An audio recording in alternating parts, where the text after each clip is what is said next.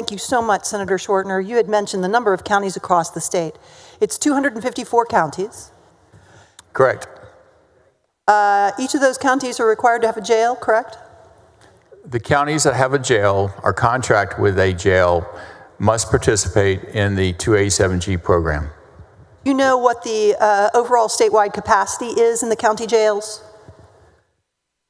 So that would be 234 counties with jails. No, actually, there are 254 counties. But there are 234 counties with jails, Senator.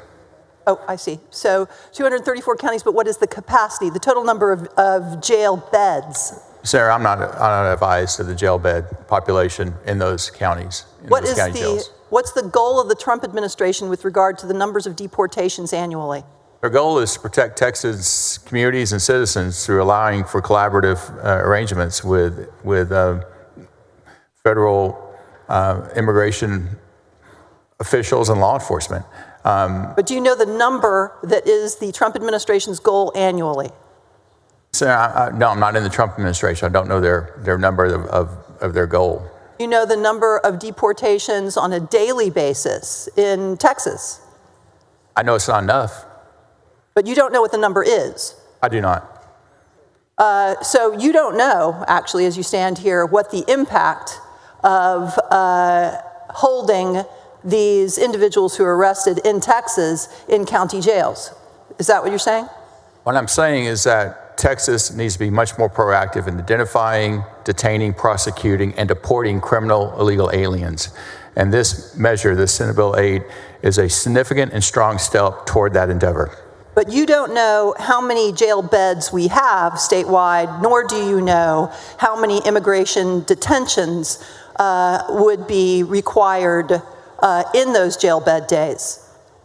Again, Senator, I don't know that information. You did state that the bill allows for the largest counties to recoup $140,000 annually. Is that the case? $140,000 for counties over 1 million population. What's $140,000 divided by $70? Would you like me to get my calculator? I'm sorry. I'm pulling up a calculator now. $140,000 divided by $70. Maybe Paul Betancourt could help us out with that. What is it? I'm sorry, Senator King? 700? Roughly 700? Okay. The cost per jail bed day, at least in my county, is $70 a day. So 700 jail bed days, $140,000 would cover 700 jail bed days. There are 2,400 jail beds in Travis County. So $140,000 wouldn't even cover 1 day of a full jail in Travis County. It wouldn't even cover 1/3. Is that correct? Let's see some. Yeah, about 1/3 of 1 day of a full jail in Travis County. Again, Senator, counties, Texas, Texans, and the elected officials need to prioritize what is important to the people of Texas as they've spoken in national elections and state elections, and that is the concern about the effects of illegal immigration, in particular criminal illegal aliens in our communities.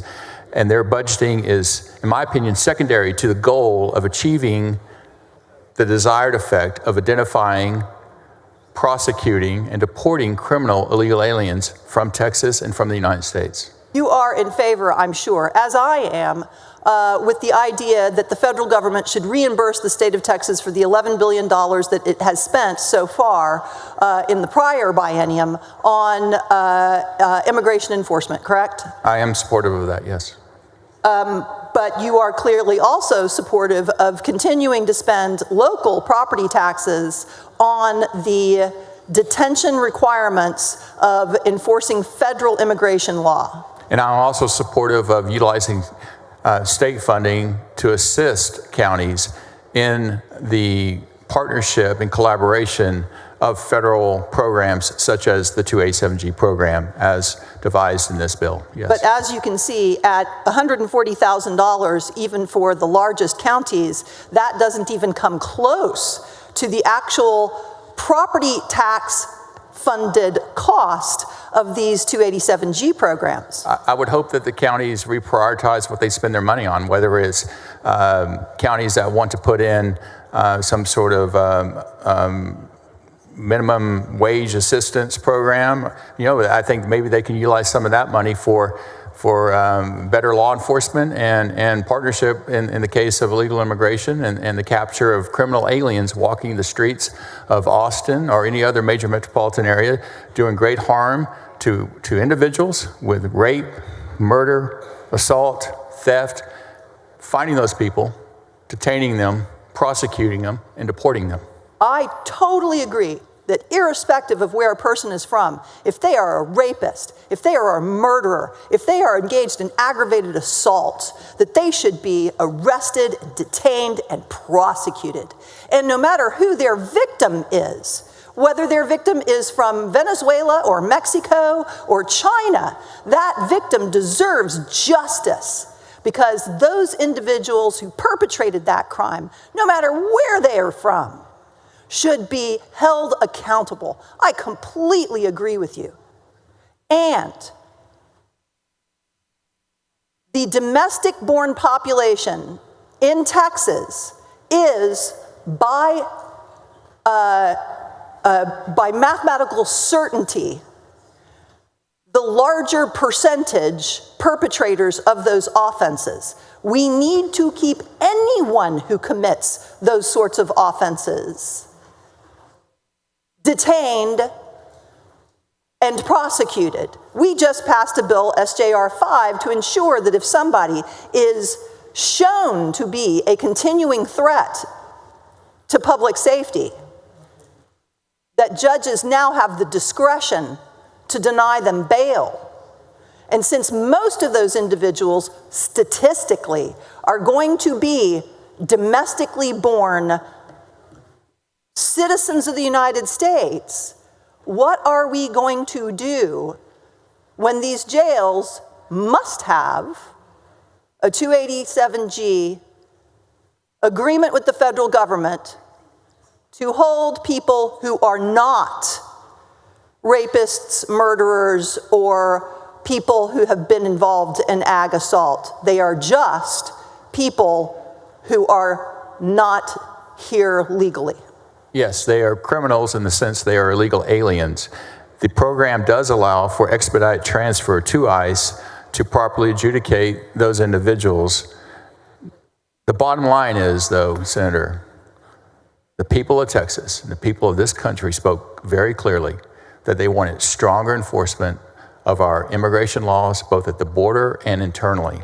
And this bill and other bills speak to that concern of the majority of the voters in this state regarding the need for enhanced law enforcement and their obligation to protect us from criminal aliens by identifying those individuals in partnership with ICE in this case, to detain them, prosecute them, and have them deported in the most expeditious manner.